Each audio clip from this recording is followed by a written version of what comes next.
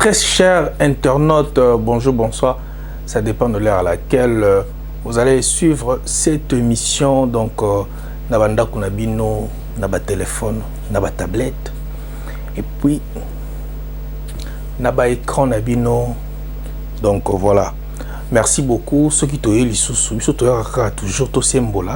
Les autres, ils ont analyse sur le net. Makambo, ils ont ningisa Internet. C'est pour cela on est encore là. Donc voilà. Aujourd'hui, on va essayer un peu de parler sur Karine Mokonzi. Je pense que la régie déjà a illustré les bisous photos. Nassima écran pour il accès vraiment que tout solo là vraiment affaire Karine Mokonzi et Koffi Olomide.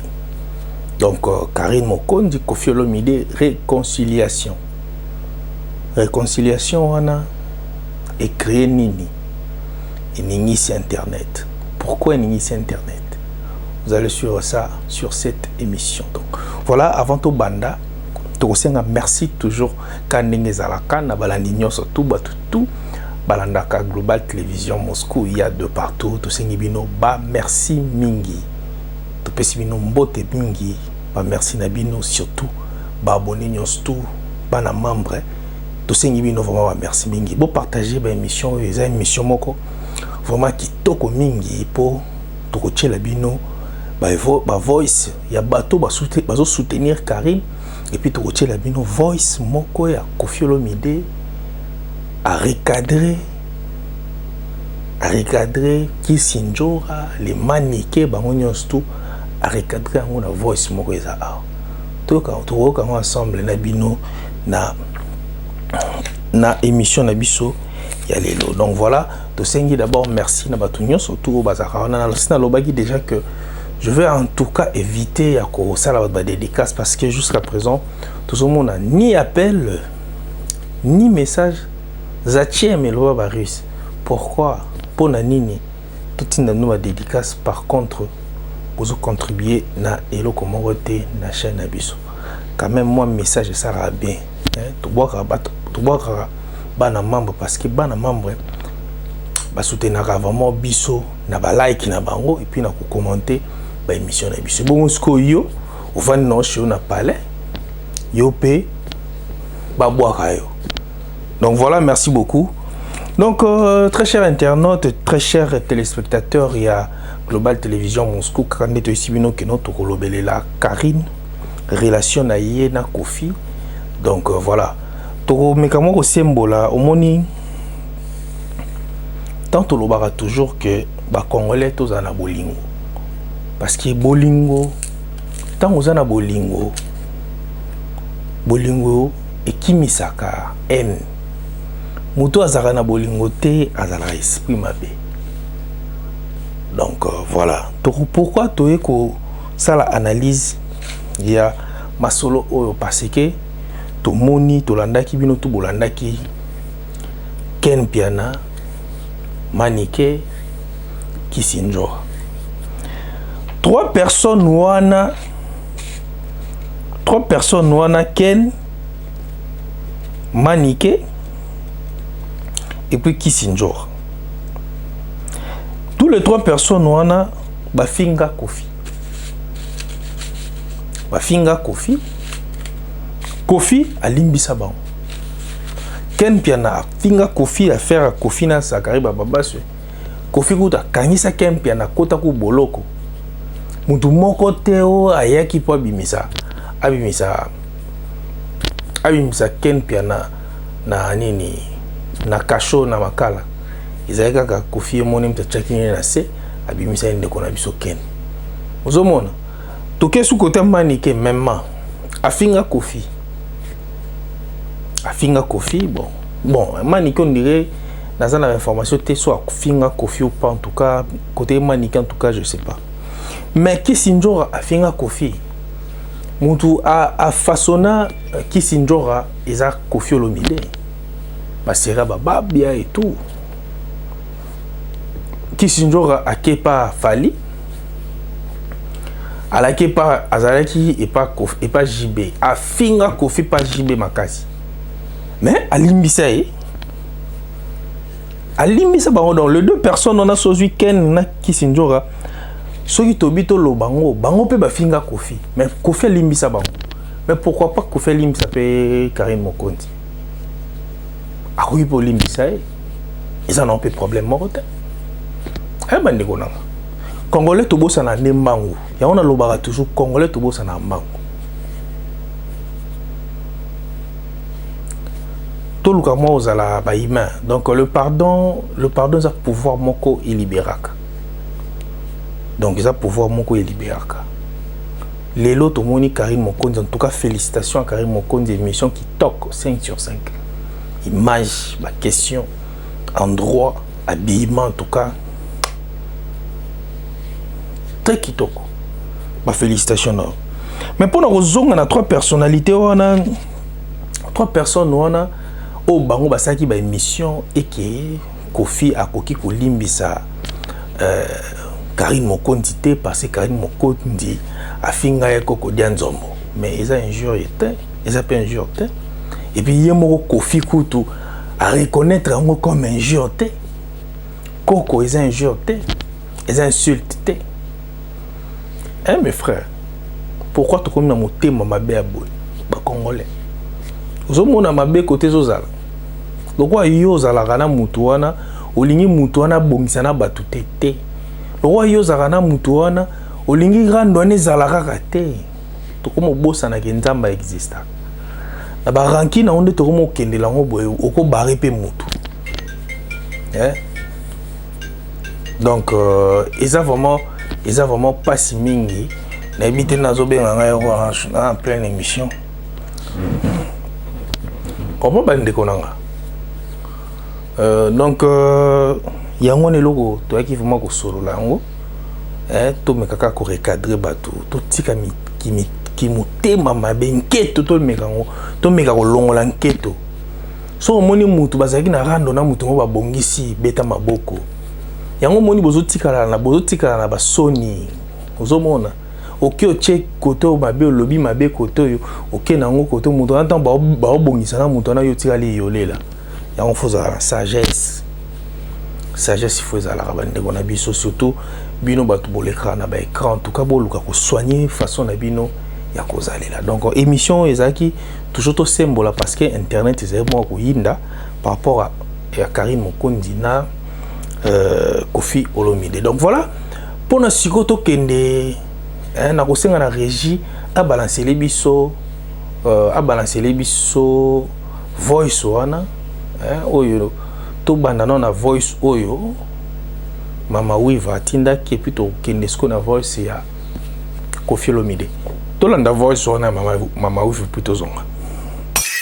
Bon ba deux tu bazoya na nga na zozong sabango kaka na ndenge positif ke mokili balimbisaka epi ya Kofi alobani mabe te mabe ya Karim mpe kaka ndenge olobi wana afinga yo te kaka ndenge baza kotinda ye asili kaka ndenge oblokaka ye na WhatsApp likama émission ya fere na tala émission nasala mpenza esutukisa yoka yango mpasi bango bakomotinda yango. Mais bon na ndenge natala émission ya Karim amwana malamu mwana malamu anatala émission moko sala na paso popo mu paso lo yusa ki wana pesa ba témoignage mwana malamu asala ka pete makambo internet na vini musubo mwana malamu bon ngape na zozo msabatu kama mama kisinzo ape na ibi na ngamo mokipe loba. Mais bon quand ndemo lobi ngana ibi ke yo zana na problème moko na mutu te na batu te nyoso lobi wana kantuko zo kene bien et puis ko limbi seza bien quand ndemo bibi lobi kolimbisa eza bien quand ndenge po répondre à bango te ba musicien so tanga pesa boka bien un jour mo ka ba sa likama sincère quand ndenge yo lobi ngape zo lobela nge bele likama basali wana na yebi batu pe bana sima na mutu na ngai ekanisa yango ebele le saison nga chaque seconde batu baza ya pamba te. Mais bon nzamba ya juste nzamba tala batu nzamba longa yo samusa na o bien et puis kolimbisa na yo yango neza force na yo mutu soto ayebi yango nyonso ayebi yango pour kosala mosala mpe bien baza bajalo bango nyonso nde baza na bao nyonso to oyebi oyo babala banini so bayeba nayebi yango bien ngai. Mais lokola baloba yango na audio te na ba visibilité te mais sima te yoka eza yango problème ya te eza no bien ya kofi poza na bino kabie mendeka nga na yebisa que bike. Ok, voilà, très chers internautes, on est de retour sur ce plateau donc de Global Télévision Moscou sur toujours mettre toujours na Moscou quand on est de Sarabino puis na plateau na biso à Global Télévision Moscou tout ça na émission analyse sur le net. Donc voilà, on est là qui Mama Wiva, moni Mama Wiva et Moko a expliqué au moni batumsu bazwaka Karine Mabe. Bon, Karine azaba jara batu moko boye. Azara donc koloba.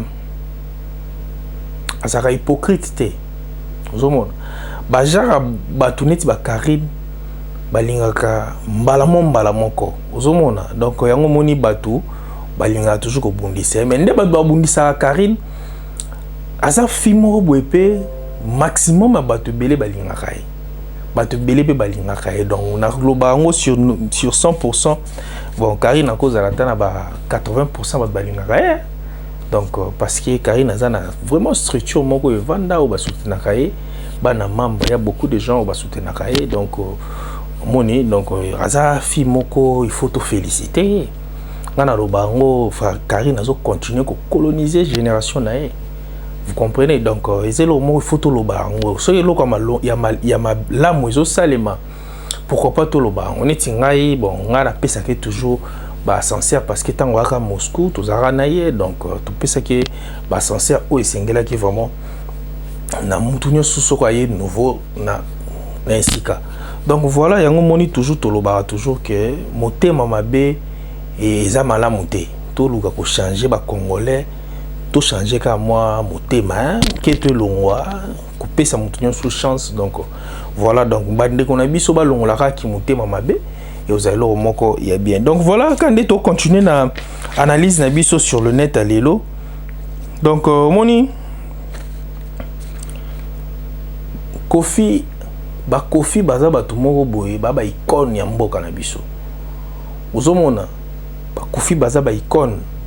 Donc yo individu moko boyo ko luka te que s'encaparer ou soit au comme ça Kofi le roi Kofi na yo moko donc Kofi a ko limbisa mutu te donc Kofi a yo komi au pesa nde au pesa Kofi ba injonction que Kofi neza boye au ko sa l'émission tete za bien te bande konanga ki sinjora manike donc eza ndenge ya mutu donc bino bolé ça Kofi te par contre Kofi nde ya moko à soulager bien dans un peu donc ça veut dire que bino de football kai so ya bomi moto na moto so bino boza ba bibole na yo soit boza bato boza ndaka na sima so ya lobi bokende boy il faut bokende boy parce que boza na lo moko beaucoup imposé était parce que yene moto azana ba moyen ba lobi ba pesa moto ba moyen ba pesa ga injonction te donc moto ba moyen ba pesa ga injonction te yo so mona déjà yo ozo pesa riche moko bozo pesa ba injonction nandeni mutaba mwe ba pesa ka injonction te par contre yondo zalaka